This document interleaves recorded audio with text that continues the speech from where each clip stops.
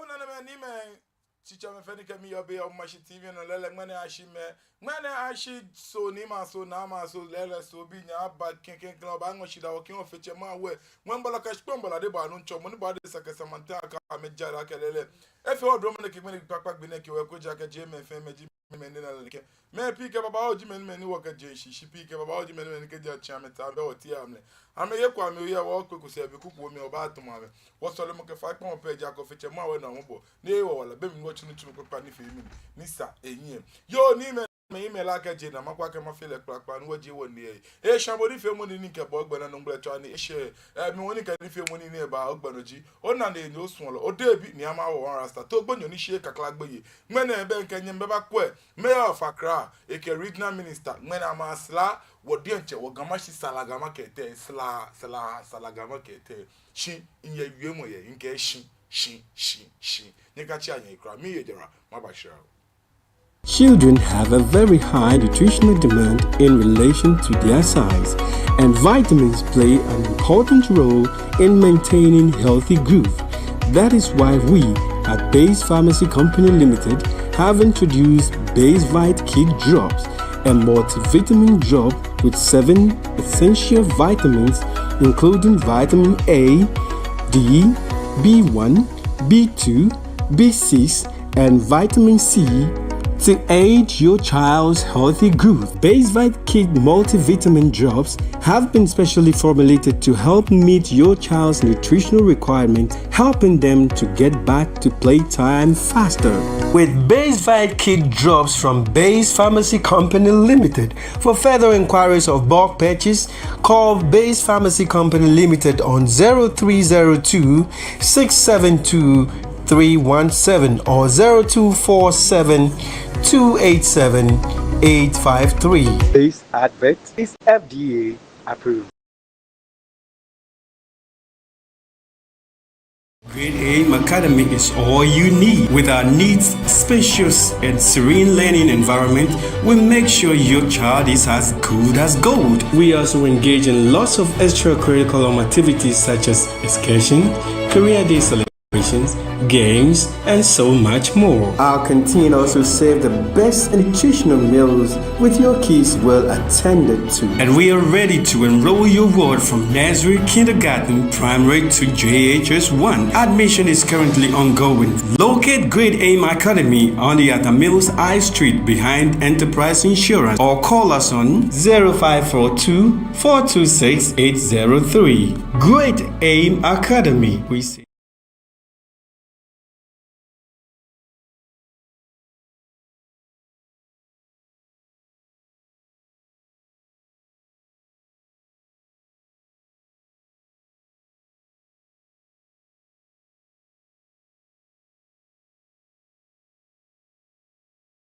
Yo, ni me na me na me small if any can be your be mother nya shanka nya na nya wa twinye me minti an jara mba hwehwehwe no wa mi ya nya fe nya abake shikomeko nke ba o machine no la ni me na me small ablade abi be amlone nke ba ke nke ngmene nke bu nkwe salaga market la be ngmene ni nke bo yo dromo na the mayor of Accra, the mayor of Mini Accra, what the mayor of Accra, Niji what che Emmanuel Pakpo Aloti. Le eke regional minister, Niji wanye, nyao okulu, eke wanye, okulu, Linda okulu, yafata ele uno, in be what the Ododio fe MP for Ododio Niji Honorable Ashikote watch Honorable Ashikote lehun ye nefe mo ni emri be amete alo amechi ame benke wodienche was Salaga Market ne ka gama gbagbo mi san efio eji jaraheko ni ye gamashi emi ni make ene yaje alo eni emichuho alo eni neke jarahene ho a woman say alo atupai nije etuopa ke a woman ten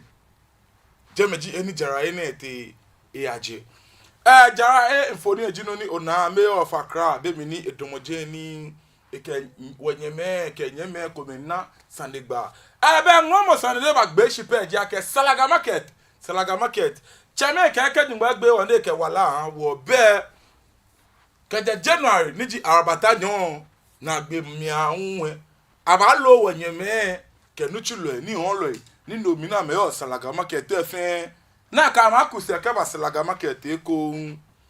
ni wie mo ne eji o manye sani mayor of Accra leji money ekame gba sani the mayor of Accra leji money kame fi omini ona ke ewo ni ye ni kame na sani gba nye melela Salaga market ni eji o manye sani keji Salaga market agbena ni wo nyeme to nyeme ni tuwo ni ye din akun amese na me ya jeme ko chinyeme ye sande wie mo ye many bobo ablo ekeba wo efen kan ba ya mete ameba e ablo fo ye na me bobo ablo ni Salaga keje show na akumo Salaga market ololo ko ba shibi anana kona je market agboko pleche water taishi ahon ye mokole han individuals na me mama ile show no ni dila fe mokola da leche ompo no po anya malo ya gbena shimini jino neba ni no ni Salaga market machine ke an ke ba shigmene anya gbe na 2025 fun akenya 2026 ni mayor ke sande be mayor of Accra eke wodenche honorable minister ni di MP ki dio ni di woche honorable Ashikote Konye Linda Okulu ni di regional minister lele ameka me shoji ake esani jara ni yo je ke ese blashi ne gbla memi ne agbla chikete ke ba hunwe esani by march esani mini by march afi mini agbena lele amewie mo na efe nke eji omanye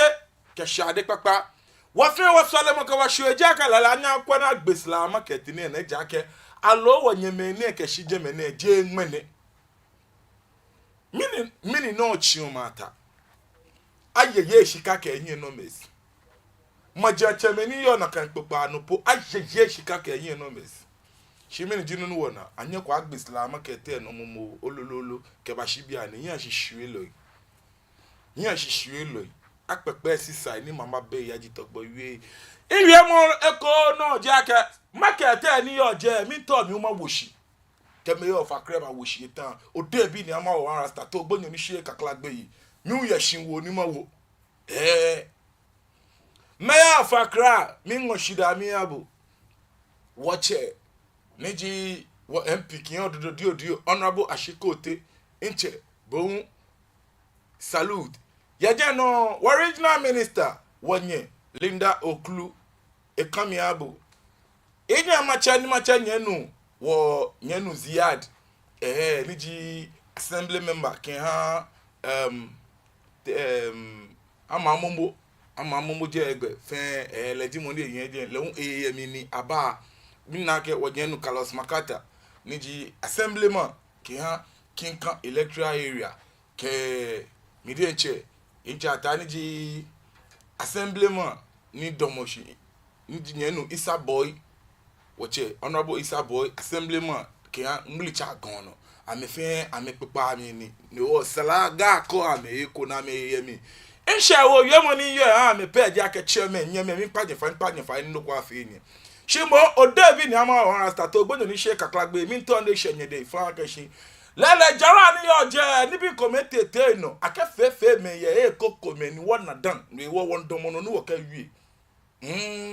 won domono nu wo ka wi mi pa fa no kwa fe ni shinsha wo yemo ni yo anyi ji ake jara ni yo je keje agbe na le balake ake memba na me kwa me se na me ba occupy ko ni jara bon function mo to mo chichuko bon ni ejo be ma pa che me keje me fe fa ablade abi mi pa mo fi am fa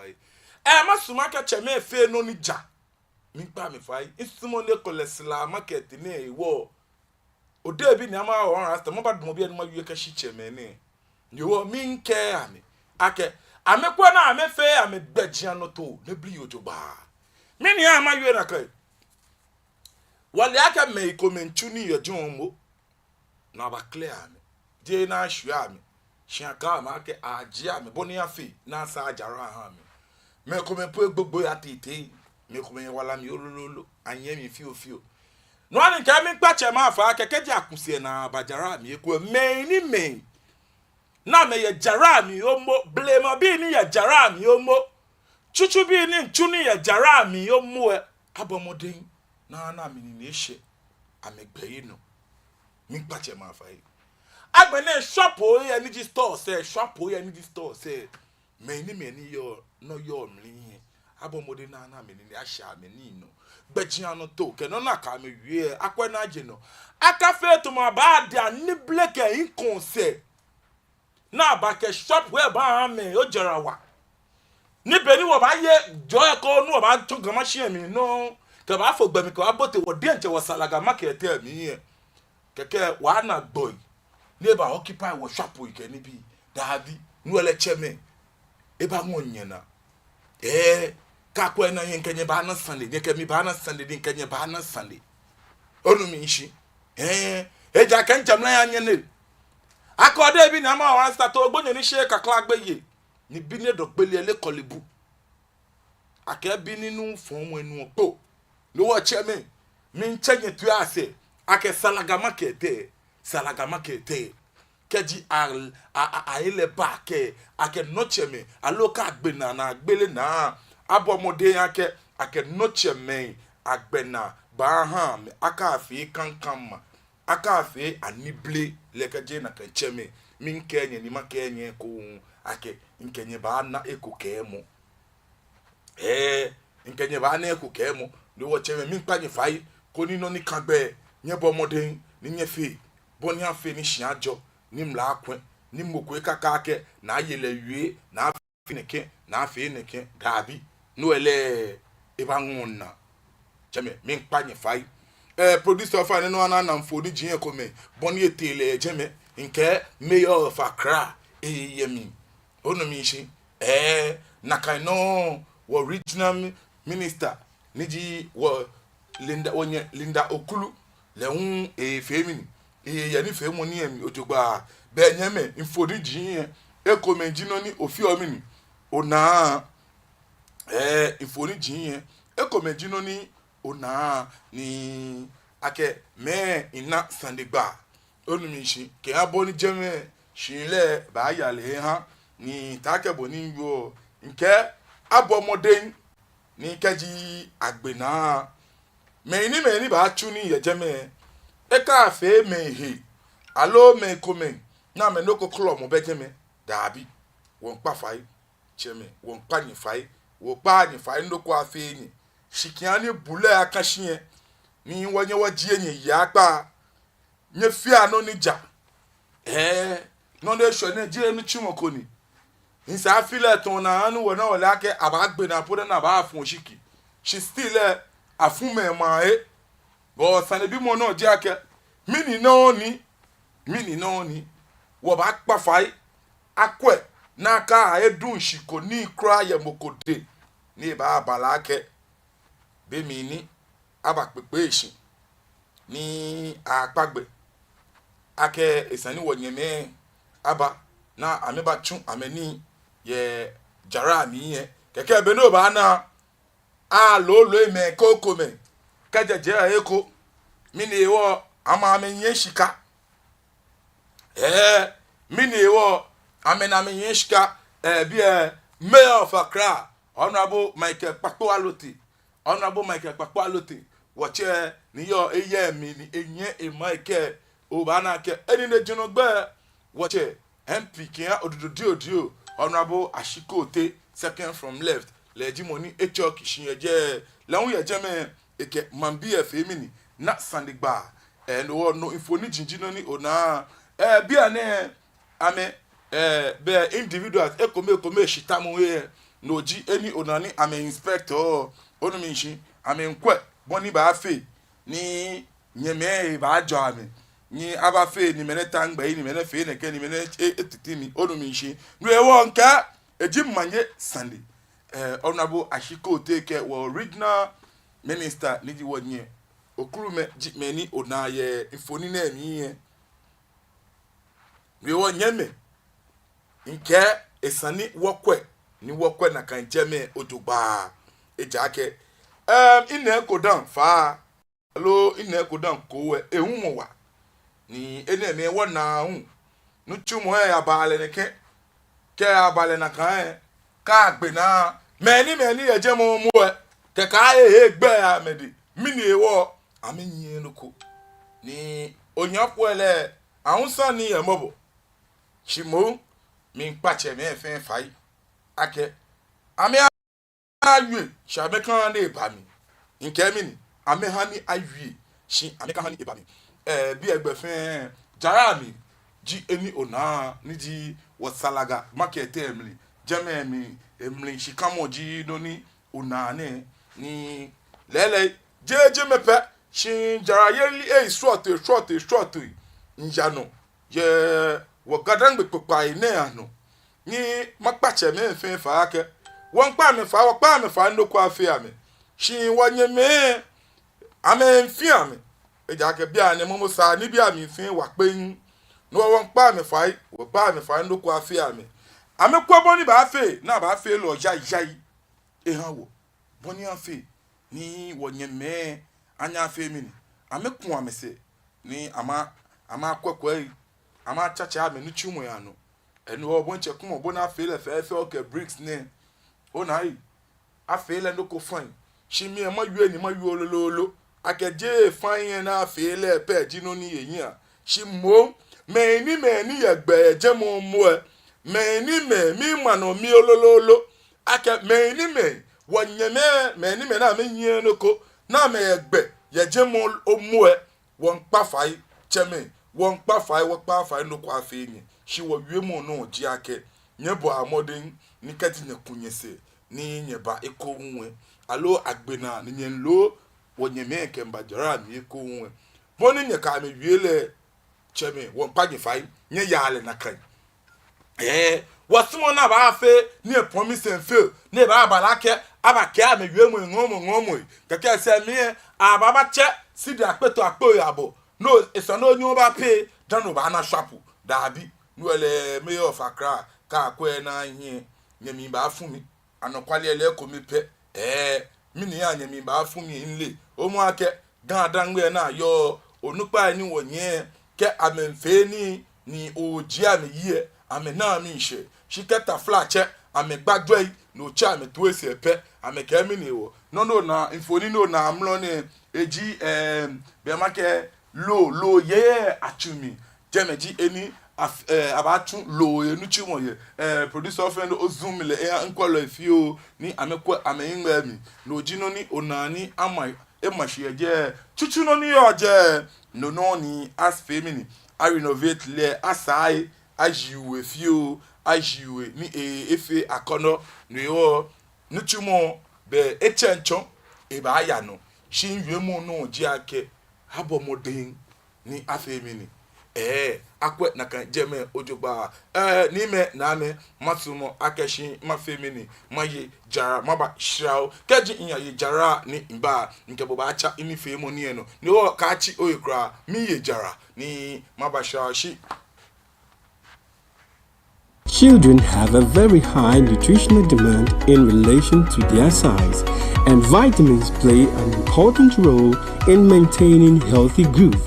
That is why we at Base Pharmacy Company Limited have introduced BaseVite Kid Drops, a multivitamin drop with 7 essential vitamins including vitamin A, D, B1, B2, B6, and vitamin C to aid your child's healthy growth. BaseVite Kid multivitamin drops have been specially formulated to help meet your child's nutritional requirements, helping them to get back to playtime faster. With BaseVite Kid drops from Base Pharmacy Company Limited. For further inquiries of bulk purchase, call Base Pharmacy Company Limited on 0302 672 317 or 0247 287 853. This advert is FDA approved. Grade AIM Academy is all you need. With our neat, spacious, and serene learning environment, we make sure your child is as good as gold. We also engage in lots of extracurricular activities such as excursion, career day celebrations, games, and so much more. Our canteen also serves the best and nutritional meals with your kids well attended to. And we are ready to enroll your ward from nursery, kindergarten, primary to JHS 1. Admission is currently ongoing. Locate Grade AIM Academy on the Atamills High Street behind Enterprise Insurance or call us on 0542 426 803. Grade AIM Academy. We say passion and excellence. Ghana be gamanti asio mi bi fe ami penye kemba asaga ne fe hono wo ya hen structure ibona fe ni bi ni gba me ana wo ke amane bo aba foma bi anyi ke amla lo ibona fe na amla akọ ni eyi ebuwa ni anya ke sa ni ke hine ni fe wo ya e ko me wo ke akutu nkwaro ma fi assembly members na asandi gba te ofelo ante ko ke police fui alo o che me ni me aye abuwa ni onye no ke sana kan ni fe mo yeah ora don Inka police foi. Ke wo kwani na agbako ye bi ene. Eke wo saa wo. Eke wo achu. Je ya me pe. Popa wo jin ke popa bibi anokolo ifi akwa. Na kan le won wo kan majante bi le won na asaniba. Na agbaru we titriji gogota ni. Hey ni ekole ni jo ami echichimiye. Alo ni jo beje me ni saga ko na chunwe ni. Hey ni ekola ma chunye ni esa. Alo mbi ko me ni afe egbe ko manu lehin. Ele me ne fe o kapa ni gbe ni. O asaga ni fi mo ato ni gbejam ko diba lenke. E ba nya bona fi ni o fe be ke ha ne ke ni fi mo ni asaga ni fi mo ba no da gbe pa no ka se me ki ne hu le mi ye o ma shi TV no. Mbe ini o dai afute kofi meji mo ni yo asaga ni fi mo ne o chan.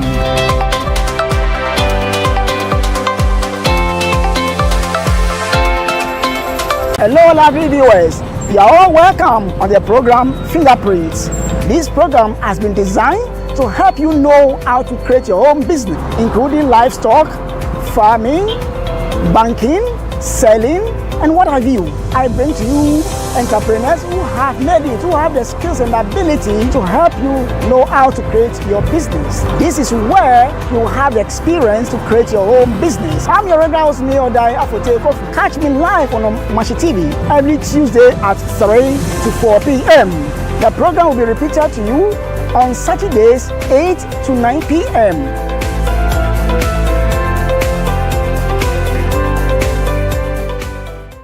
Are you looking for a media house for your upcoming events? Welcome to Mashi TV Production Crew, a digital station that offers live event coverage such as conferences, parties, corporate meetings, weddings, and live streaming on all social media platforms. Soft copies of events or production can be made available upon request. For further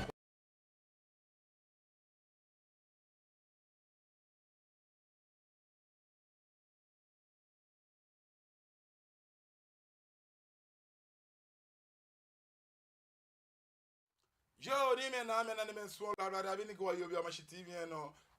madam ni shankanya na ne wachu ni me minti ya jara imba shosho ke o manye ke shade papa nyera don shiko me ko nke mi ni nya ba ken eko no ni me na me nke me na wo ye salaga market no wo jara yeli e ni ekplokocho onu mi nshi no nke mi ncheche ma to ese akeka me sumo ni mi o de bi ni ama wa rasta to bo ni she kakra gbe nka me ba na be alo ka mba na ko ke mo alo ma yelo ko ne e ba ngo ami na mi pa me fai nke jara akwa jara shi kan mo mli ojugba boni shi wo na ba ha wo won won pa fai na nya je no because no ni yo je ni no sho na ba fite alo no de sho na ba fe na ka ba gbejara na je no ko ni sho e kokla wache me ni yo je wala kan yakotoku mi shikapo ba ni gbe na ka di contractor say alo aka wolo sandike ni bi na ba delay ka pese se anwo mo po de che lake nye ba ni fe no e wo nye po amode nye kan shika wa mi poni afe na afe mi ni na afe no ni ja onu ni shi akwa na afe no ni ja agbene nwe nye lomo aka ma na nye inti so jino ni yoga machine mi tele kadan gbe che mo fe inti so nye kwa na kanje enwo jogba konde na agbele mo ke to njole wakanu inti mene fe neke mene dabi wasumo na kan ye wakan dan ye nyame na ne men so le kan kan ye ye jeme no be no won kwasalaga market a ke ko nyemi ko chenshan ofi o mi oyo onu emu no ye je no da kuma nyame da kuma market lele abakumole chijemele won sale kwete no aje na dole na musunshan ni ba ke fie na no nupa ikome chumu ame taflache onupa ifoji no ni ane o na me chumu ame onupa ifoji ona afe ni na lake no na chun je na kan jalegbeni ona afe ju ke fun ona make no professional corruption but ona others fe too corrupted to the extent like she na no kwale fe na anya yue lele da kuma market na like encroaches baba oji no nete no chaka me ka fe shian jini aka fe chu ke shian jina anyi ni wo lele cheme pene ni mayor ke minister ni ojin ke dabi ndi MP ni ojin mo parliament ni ojin ka me pene na me hani abayimo ni bi anshiki ana chuni shi cheme nyeme are osande ko bajemi ni mi wie ja asande ko meto ina ka sande manye ke jeme sande e won afo mi wo che ko me na yele yue ye da kuma market ni anu mi to ni nyebu wo che na wie motue ni wo ba shira before magbele phone lines ni a wo bo wo che tue ni wo ba dia de na kubo imami jiboni expand ni mi ba develop expand ni ba develop first aba mai ete engineer engineer kake ka ba fe ni ke ndo te kake aba fe aba daveti mi ike yo already ya na manche me ke je ame ji me na bang mai wo ya ye me ni ke ebe bi ke ba ke ka ba fi ami ta be develop bi re wo ka ba fi aba fo mi achi ni ke yo inu do ko do da fi o project fe aya ba ya re fe agba no wo bi u be de je la ke ji ituri iyaba ikobe imbi fe tete imbi ego tete 20 imbi yo egbo tete 22 imbi yo lawo egbo ibabo ni kolo na mo tore bedoni o mi peji mi le ma ko e jeme e ya ke ko le ni kan gbe nbe yanu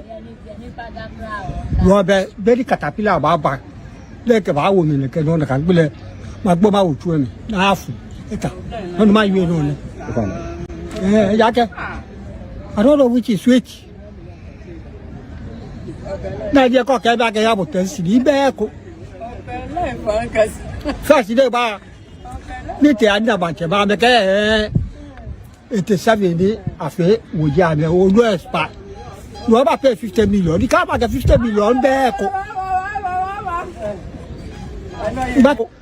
say I have planning. Naka okay, you ever pay 30 that. You can't get 30 20. Then you bought that 11 years, then 20 years. What? Papa, don't Baba, Eba. Belly at the tower. Kaka kapita pila baba. Na a function that no Magbowang with you. Oda ba wo mi na afu eta led market mbebi mbenga mbejoli eta nan ba ba akubo bi ere fe do abada ba kubo nu afita ye isi a adonya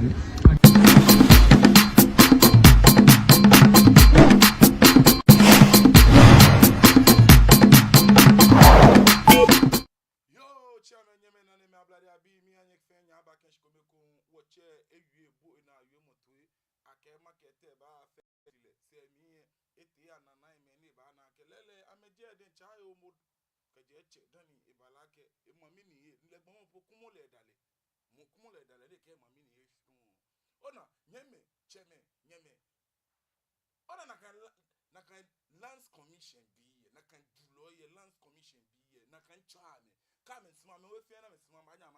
ama che inse ni ka ma pe ye je me ma bia ma ke te ba le te ni moko ba ye shikpon na nye documents 19 no ko alo 18 no ko ni moko ba 2000 ni no ne na ko weku epo ale boni fe ne na documents e shikpon na ba ele shen le we yen na kan shikpon no documents e te ba le anten ka dia nye ju ka fon ni talent commission nye tu nye fite gan no fiano na kan talent commission bi most incompetent ona nye ka aju about the most incompetent ni ne crew nye kuwe nye fita eko ni no fiano fe chaka manya ye gan dan we ju ka fon so nye fio nye ye mi no ni ke salaga makete wonye me ka me ba ka gbesela makete na wonye me ni oni ye jabo mode na fe shu ake ameni ne ba sha me gbajigba no dani ka ko hwe na ba akebe ko ba fata na kebe ko me fata yi shika wonye me na kwa me no na ne balaka alo me koko me na eshkaji na ha me gbe oh Mayor of Accra, Regional Minister, or Member of Parliament, Honorable Ashikote, nye fe nkanye yako ke mo chemi. Ke apale na kan. Nkanye yako ke mo ko nye fe nye sumo nye chemi. Odu mishi because Ghana na yo afetomo ka o fon man bia ya lo o fon me aye. Ona ni many nye no ko alo many yo aya authority say asimona femin agwo igbeyi alo afe ona afe kun ani bi komena ke bo omumoshi boni afe ni na me to na me fe na me nya me fe shinjam lan ke anyomo akena bofia bonde ba ji han ale boni nye ba ji nye ba tan wo no ana hanye moko ni di lo fun owe lo de bi ni ama wa rasta no bofia boni nye ba fe han boja nye kete ni kenye kete won janna ken na le ncheji bonji onye ji bonji obolo mi ji o minte ma onyo ele e ba shabo oru mi shi no wo nye me nye bu amode ni nye ke ameni ewu amedi oru mi shi akemlaji nkome je ne kolate na ba unwe wo akemlaji nkome ba fifin ame na ame nye won kwanyi fai nye bu amode ake everything will be oru mi shi aba fe le gbeno nija na gbene na ka meni ka me contract le una me yoshika ona Ghana boni efe ne question wo ba pese ne question wo ba pese because ka am ko contract in the yoshika ni afi otumanya amole awo le mo ona ayu ahun ke ka nme ni o kun afi kun ni ba teshin to ni eje ma shika Patan state properties ayin kolo aju aye shimini ha ne baale na kan nyeme akani wo be ma gian chame papa na me ba nya me fight wo no ani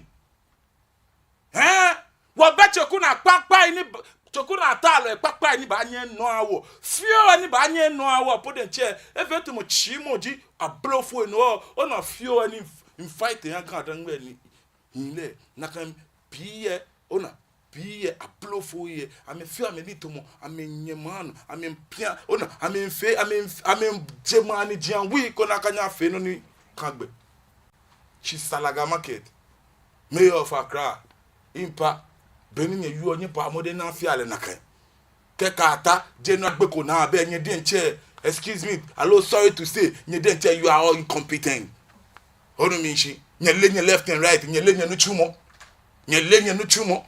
nyeme eno ma na shema smaka magbele phone line se boni afi ni ken kwolo le hun ye no ko yue mu ke ka menya me yue ni o Salaga Market nke ni mayor ke regional minister ke mini wo MP of Ododio ka me won che e ba o jeme na ma akọ ehyin le won pa me fai next year sana nya gbele na awo o pa me fai no kwa afi ami ke awon shikun ji individuals ami ke mo stores pleche just within some few months we won nyeme ni me nyenye tashika ni nyenye tashika machine here te ba le tin nyishi abandon market almost getting to 20 years ne machine ke awonye yawo ko te wi mo ba ka obu nyeme ngbele phone line 0274324331 0274324331 o ba nye no femini o twa ko no chonjo mo ye Salaga Market ke da kuma market na ka akumoni bi na ama mboko na ehia amashi mancheme nye liake nye honi benesa na onle ka ba de ke na ke nye nwe komo nyenchon nu pa pa shika ne akoke badani afi ewo jinale ngbe akọ kan shika keje eke be ngebe bi ebi ejemi me be oden che nya oni he dan le be ba hinshi ye me ni ke ya ni akoshi kakeba nye fe document shikon no na ka marketing to mi shi lo le ba to mi na ke lo le bolele ni nye onye manche me nye ka mo ya ni akoshi kakeba akoshi kakeba ni te ba fe le ken ni ke ni du ko twa ni business ni nye pa ni ke hwe nye nya shi nya na je nye to ma ja che me awanye ya o olebe mi ni mi me focus enu pa ko me ba pan no mo sima ka ma kwa sini mfoni na mebu no mu ani yo takuma market mi ato na dule jelami nyeme wo chesa ni mobo esanu makpa sun le fin fai mo fi amo wa mo no yo bo modin do nyo chi oben keje me ni ji dakuma market no nyo ke wale shi wo che sande na to akayele ato ayele yue de paying no me phone line phone call so lolo nya wo kwa si ni phone ni wo ba shiko me shira wo che nya wo ba le to shiko me ko wo ba shira be mi ni imo in call say nya wo kwa wo che wo ba shiko me dia de na kubo imami giboni expo am ni mi ba develop expo ni ba develop first aba mai de ke engineer engineer kake ka ba fe ni ke ndo ke keke aba fe aba daveti mi ike yo already ya na manche me ke de ame gi me na bang mai wo ya ye me ni ke ebe bi ke ba ke ka ba fi ami ta me develop bi re wo ka ba fi aba fo mi achi ni ke yo inu do ko do da fi o project fe aya ba ya re fe agba no wo bi o be de je la ke ji ituri iya ba ko be bi fe kete ti bi ego kete 20 ibi yo egbo kete 22 ibi no la wo egbo ndabo ni ko na mo tore bedoli o mi peji mi le ma ko e je me e ya ke ko le ni kan me be ya ni wo be di caterpillar ba le ke ba wo mi le ke no na kan gbele ma gbo ma wo tu mi na afu eta no ma yue no ne ya ke I don't know which is which na je ko ke ba ke ya bo ten si bi be ko first day ba ni te anda ba che ba me ke ete savini afe wo ya me o lo expa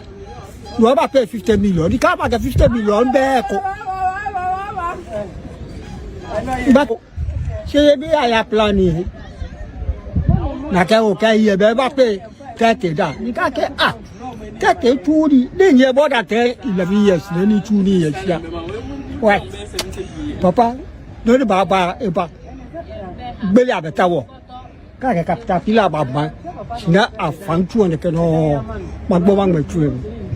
o da ba wo mi na afu eta le ma ke mbe bi mbe nga mbe jolly eta no ba ba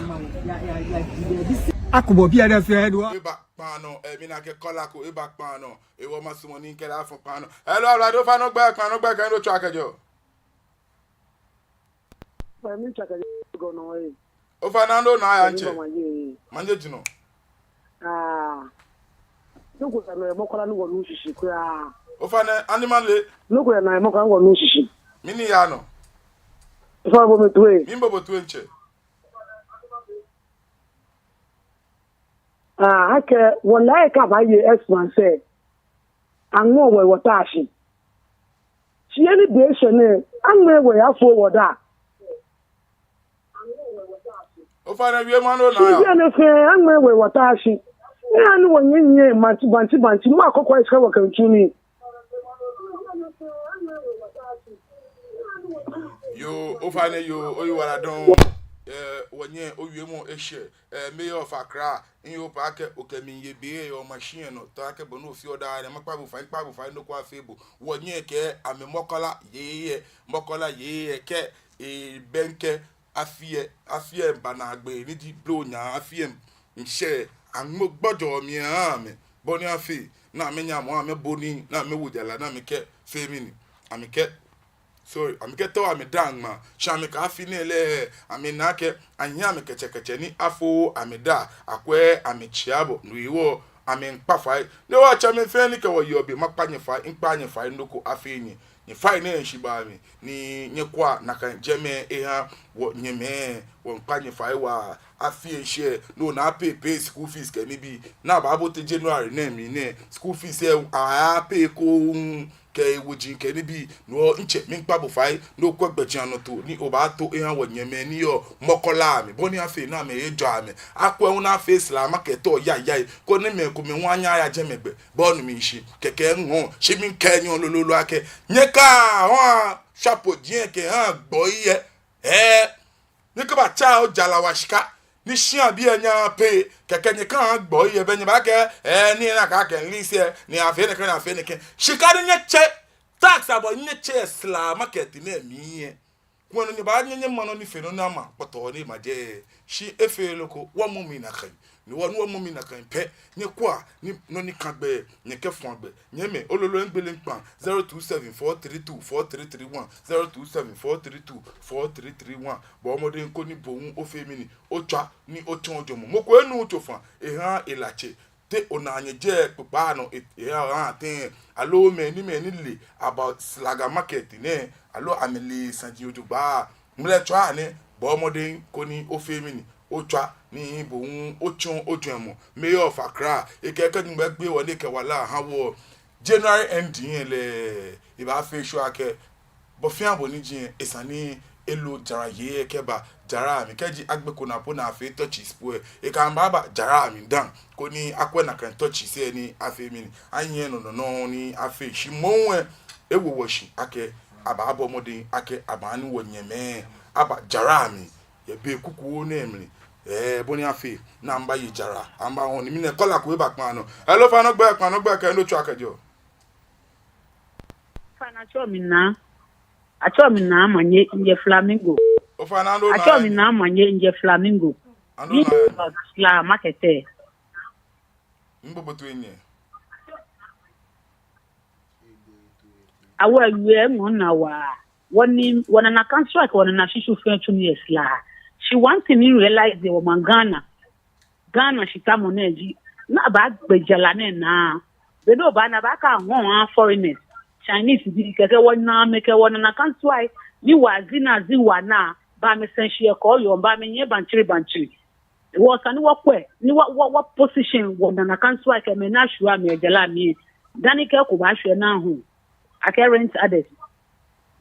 manye Sunday o radon nya apa nyuma job ni fata ya bo enne emeji no ni wo hwo ton ta ke bo ni wie no ni nya o ele we femini ewo mi ogun ake esani wo kwe na kan jeme ojo ba salaga market ona market jini o gadangbe ni wo nyeme gadangbe fomo bi ntuni yemi ni ake akumule na renovate bi ane ko me wona na ba ejin no ani gbende obodi mi ve salaga market because eji jarako ni kejebe na fo mi umba nina inlebe ni jara yo ojogba kebe ni swelemo yo ojin ojogba ha ni wo cheme shikomeko ke won panye fa ndoko afenyi wo ke nyebo amodin ni market ni di salaga jala agbe na ke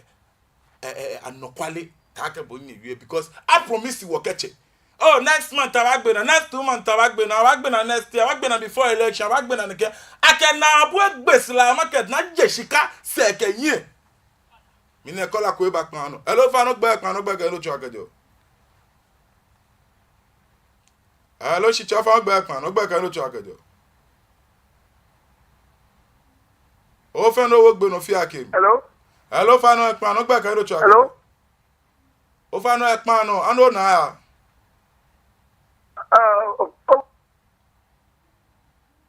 o fe ka bo etu e TV manu na aso mi ni obutai yiye keje mi pomo ate ando na ya mi yiye keje mi pasem aso mi oboda opele yiye keje mi pasem o fa ni numu esane yo itwane numu abe bomode koni ameto skabale ketukwe amaka amegale because the care be fe boy ni ato ko beto wakadi gobete banye wa numari ojeme eto wonugo di ena abane ya wona fe ko ni na mu esuma mi aseye ameto to ngale oni ka ba ko mo jena be ku kuna ngale ska te ke yemi ipa ni omanyaba Yao inche oyi wala don be ye da kuma side woche lehun ewie concern da kuma market ni ake akumona renovate le nunu plakpa woche nunu plakpa le yinshi afi wu abo ye jeme enya oni folepo ni eshikun le ba develop ngene ake mini manche me ni oje nkela ake keje na kan 19 eteleko kabata bia ne list old egbo list old how many years ake ani list old egbo be indencha ye nya kwa mi no ni indencha ye mi mla mi ni mo bo nye benke mo nye ha ne ne le ake no ni ji ne nye ke ani akoshika ke ba shika ni akoko ba mi ni no nye ka fi 30 million 50 million nye cheme mi bi nye da ku mo no pai mi ni no nye ke na kan shika ya fi eja ka ke jara ba occupy ehia twa ke san hia nya yishi ni nye ke indencha egbo ewolo egbo no onye ba fe ewolo konklu ale akofa neke no neke ju ke front strategies ni ele ke fe be kuma doesn't make sense mi ne kola ko e ba kan ano hello fa no gba ke lo twa kejo hello yeah bla do fa no kan ano gba ke lo twa kejo mi chake darabra ka sane to no te o fe le dro mo ni bo hun wọ́n ṣe ní bàbá kẹ́sí aya haichi ní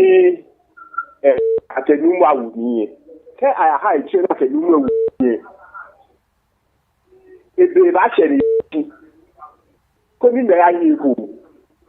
afọ́sí náà wọn lókun ahọ́n lè dín ọ̀nà afọ́sí náà wọn lókun ahọ́n ká haichi wọn lè tún ebe bá ṣẹ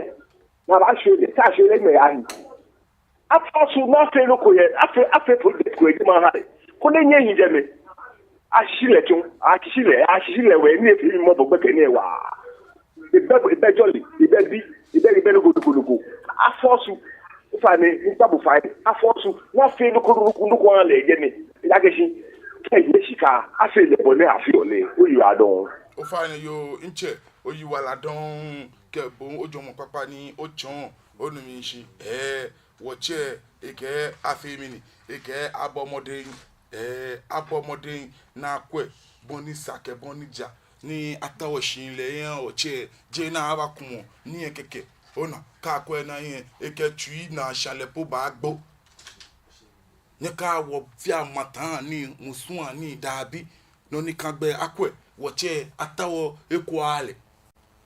nye maja cheme ne nla ke ni nye bo ngbon ma de se ba ni eye fimu mi nye ba kwa ni nye jajele shikumo no na afio ato ayusu jomo na ke shikayedi ato ayusu jomo na ke shikayedi mi ne kola ko e ba pan no hello fa no gbe ka do cho akejo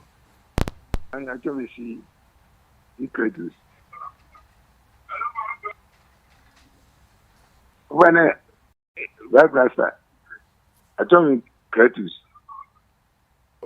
numu esani nu yo numu esani se nu ko numu esani okay una numu esani se nu ko ni wo ko ni wo yin mi digba because wo gama yin lo ame ye kotobra kan bi na me bio fe ame ye kotobra kan bi na me fio ni ji abake bi na me na ke bi abake doji ni bra won ise afi na ka semi mbo akwele ni akwe odigba ni fi mu na akwe na position le isa na show le na ka ikeke abafi ba gbo ka gbo ba ki so ba kan ono no akwe akako wo odigba do an wo position le that person o fa ni yo nche oyiwala don nu ma job ni efata ya bu esana ku odugba na position le aka fraud le aji fraud na to wa fraud le mi na akela ayegbe no akela ayajale gbe na kefe ona ke inju ake kefe adesan be pie ka ofe mu kono kwe put yourself in a person's shoe onumishi ko ya to mu inu kwe bi o ya ke ni ke e afe mi nkun ona kefe ko jon ne ke jon mo jin o le obe no fon mo na jin shire mi han ko be anyan ko mesu ke ban no le ona jin fan mo yeme eno kwa mo je gbe se mo ni no adisa ko e jele mesan no le ona jin fan mo ko ye mo ko yu enwene kon yin wo ke ba pe ona politicians na meje wo shikaji potopoto manya taxpayers money what 5 pesos ka what 10 pesos ka 1 cd abu amena na me ke fia me moko na me na wo na kan gbe me fe ke fe nye na be na me na gbe fie ha ne da bi nche ke nye saka sumi adun nye kwe me ni yi o man bi awie ke gbeku me abi awie ke fe nye kwa ma na gbe be na me na gbe fie ha nye me Salaga market da kuma market mi ne kola ko ba pan no hello fa no gbe kan lo chu akajo we jani am o fa na lo na ya nche ni inside no ji ni bi agashi na kan Salaga I mean market ni aton kaje what ke boti o jeme alu ji jeme be aton jeme no o fa na jeme no hello o fa na jeme no hello yes tawai ni na kan ni ta ma ndo kwa frame clear jeme no ko ni ma yi o gba ye jeme o fa na lo na ya yeah la ma tete mi podete mi Jamestown afọ mi adam here for Jamestown police station ajame ni na kan sala ha jame market e machine je mene mi lete afakomi dani mi mba ni na no ke ko ba jame ni aba sa jame na ba fi mini wo jame ko okwe be afi jame je mene obu ade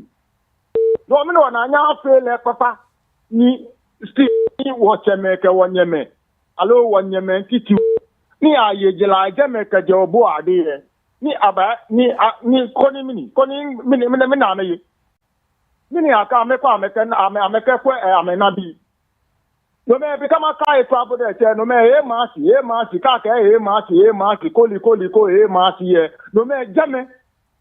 jame ni tawa e na ba bolio e na sure ke ni bi mi de ba ene me fe nle po akati e ya no lo alo e ya don alo ebe ni enlepo no in fact bra onko shin oyu wa mene ni tale amo fire mi le ke mi efunpo god bra more fire yo nche oyiwala don mi na ke kola ko un yese hello chicho fa no gbe kan do chu akajo mi ne nyemi pa ikat 0274324331 mi me in last two callers 0274324331 0274324331 mi ya no lolo mi ke ake gadangbe majian cheme chukuna atalo ni me na me na ne me son lo mi npanye fai ni lo kwa fe ni shi insane bi mo ji mi ne mo e bakpa no shi chafa no gbe kan do chu akajo mi amba de mataiko o fa na lo na ya ni o fa ne concerning numu esane no ni mancheme you ake ba pay 5,000 yen e condition e yen mi ne po fe ni mancheme ne mobo bele ne kwa mi despite ni yo je nkonyo ba kala ke shi e shi je me ni nyekumu bele yen skapa ke ne kesane yo akwana access numu a won pa fai ka 2 bedrooms so ya high ale dan ka ba demolish ahele ja ka shi body you is very painful e be bi poni tuning ni ba le ko na ye e wo mancheme no nyo fi o ehi no nye fio nye kwa nye settle anu mu dani ke nye ba demolish chunwe e ga ka you no ko very painful profound e ka di nye kumotu no e ba gbo enwejen ko no ni baba ne ba famanya ba yo nye oyiwala don lele esani afemini akwe wo church abo ojugba aka yele wie aka nwe ni afetomo wo che ba wunya dabi nye kafia na kan nye kafia na kan ni me na me eno mane she mbf ibi no nke mene ni femo ni ba femini ba wa bie shi ejen no minto ma che otu ise fiu akelele Great Aim Academy, Passion and Excellency. Amejimeni wanike ni femuni ni femini ba ogbeno. Koto amesegba me Accra Post Office ni am joining fast Thomas High Street no. Enterprise Group se 222G eno ni ba sha me no. Nkewa ke J school ni chomo pe shi talent ni ji domoni ke ni mo ke before abi abomode ake abajaje ameni afemini a polish le am. Ye je no nkewa ke the gym bar and restaurant, you no ko lile no ko take it till bodo mi shi bo omode ko ni ofemini ochi obenke ame ye je ni ofemini oye no ko fine no ko bright and shine ono mi shi ke be ko ke time ko ye je no ke dun gbegbe oni ke wala hawo ho ni ba ne article 1 inyange article 1 inyange it maker ekemini itoni ena elele eke ma emambie son e fan say have fun ye aboso kan ni ami kemini aboso kan ni ami article 1 bomodin ko ni ochio benke artist baba oji many baba support ni femu ni onumishi nye no e di rhyme me me short o dey bia o wan rasta ye jin na kan bile egbeke no ani work pe ye jin ye ka fata no shen one comedy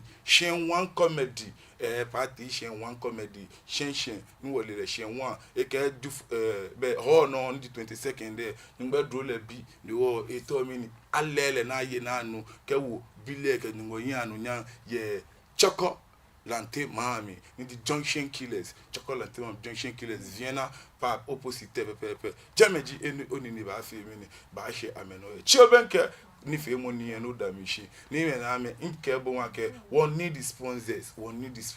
ko to no dey bi ni ama one rasta tag gbe na manyama na egbe na ni ma ba domoshi da ju for so anweji pa o ni ma fire me ni fe ni bi ni ye wo popa no mo npa ni fa ni ba sponsor program me ni npa ni fa kitu abi nso ona fenko no ko ba chip ni femo ni ise wo ba e wo mi onu mi shi no bo mo ni ke fe o ma shi tv yi boy lo ba nyo WhatsApp me 020704444 020704444 ni me na me eno ma na she nke ni e ba na go shi ka eko nke ba ke won bote dun emi onu mi shi wo ke mi ni noko mo love zone Sunday abaye sumo Sunday gbekene ni wo ka chi o bo mo de no ani o tv aka jeno be mi ni wo ke mi ni sumo mi Sunday ba ogbeno ye jeno won ni me na me we anike ni fe money awa bi ene ina get last call ever shi ebieti monica ni fe money ni bo ogbeno ji o na ne henyo o small o enye lo o debi ni ama awo one rasta nke mi ni lo pi en show mi shi mo e show we len join lo ni bo fian bo no shi aye ba pe lo podi nche han e ba shi ko ni ra don kemi ko mu Omashi TV ajatu enme